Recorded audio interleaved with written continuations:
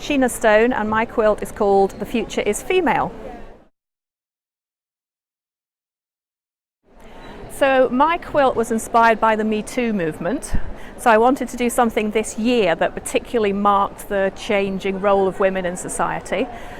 So hence the Future is Female, which is the name of the quilt.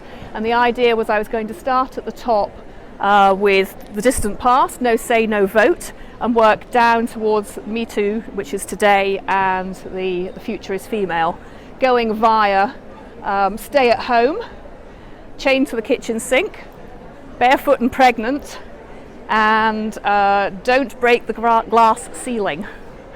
So that was the idea. This is the Stitching Through Time category, obviously, so there's a movement across it.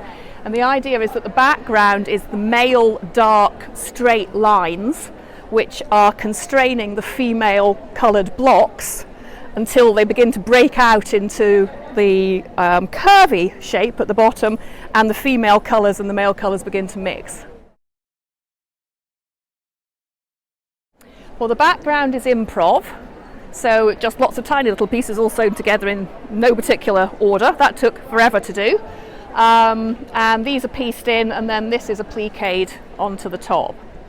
And the quilting is free motion quilting with male signs. I don't know how you just, male signs, and down here female signs. It's fantastic, not least because I decided to enter this 2 days before the deadline to put the entry forms in. I had a bright idea and thought I would go for it. So I had 4 weeks to make this quilt and go to work, I should add. And I was making blocks and putting them up on Instagram, and I feel like I've had a kind of a cheerleader brigade behind me of people I don't even know around the world who have been following me every day. And because I didn't say what it was going to be called, and I didn't think about this, I just started making letters and put them up. People began to guess what it was going to spell. So that was quite fun, which was no intention at all.